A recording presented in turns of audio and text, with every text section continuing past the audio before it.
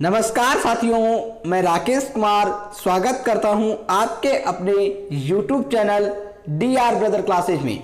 साथियों, अगर आप शिक्षक भर्ती परीक्षा की तैयारी कर रहे हैं या शिक्षक बनने की सोच रहे हैं तो साथियों आपके लिए बहुत ही महत्वपूर्ण खबर निकलकर आज सामने आई है। साथियों, आज राजस्थान पत्रिका के अखबार की एक कटिंग है, नई शिक्षा नीति यदि आपकी शिक्षक भर्ती परीक्षा में लागू होती है, शिक्षक भर्ती प्रक्रिया में अगर नई शिक्षा नीति को लागू किया जाता है तो किस तरह से आपके भर्ती के पैटर्न में, भर्ती की प्रोसेस में बदलाव आने वाला है, उसके बारे में आज हम चर्चा करेंगे।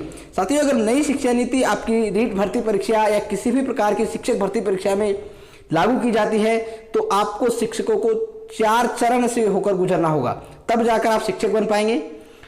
आज की खबर है साथियों, नई शिक्षा नीति में बदला शिक्षकों के चयन का तरीका, नए शिक्षकों को करने होंगे 4 चरण पूरे। अब साथियों 4 चरण कौन कौन से होने वाले हैं इसके बारे में हम विस्तृत रूप से चर्चा करेंगे। साथियों, अब तक की 2 से 6 साल की हुई देरी नए पैटर्न में अटक सकती है भर्तियां। अभी तक साथियों जो भर्ती परीक्षा हो रही है उनमें 2 साल से लेकर 6 साल तक का समय लगा है, लेकिन यदि 4 चरण लागू होते हैं तो आप सोच सकते हैं कि कितना ज़्यादा टाइम लग सकता है भर्ती पूरी होने में। देखते हैं साथियों 4 चरण क्या है।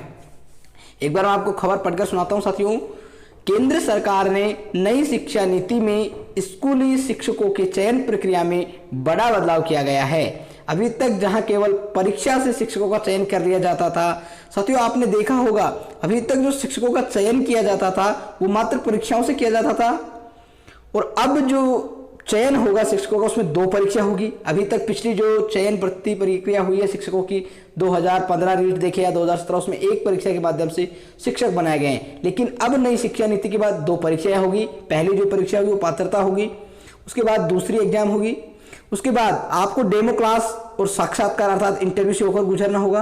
केवल परीक्षा पैटर्न में प्रदेश में शिक्षक भर्ती 2 से 6 वर्ष में पूरी हो रही है, ऐसे में 4 चरण होने पर अधिक समय लगेगा। बिल्कुल सही बात है साथियों।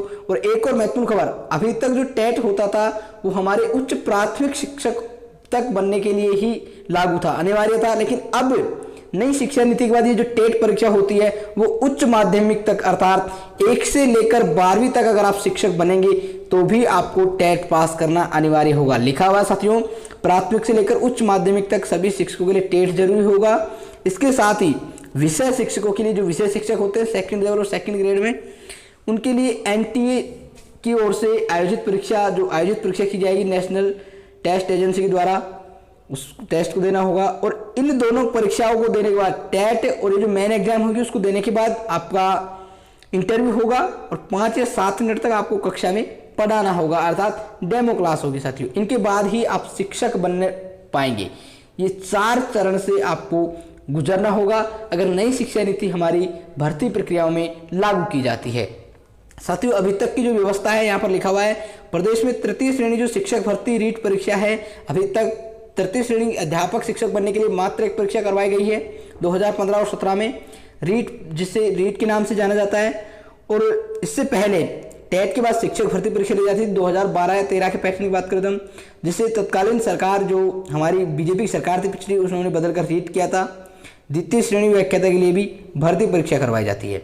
अब साथियों देखना ये होगा नई शिक्षा नीति लागू होती है या नहीं होती है। अगर लागू होगी तो आप ये 4 चरण अच्छे से याद देख ले, इन 4 चरणों से होकर आपको गुजरना होगा।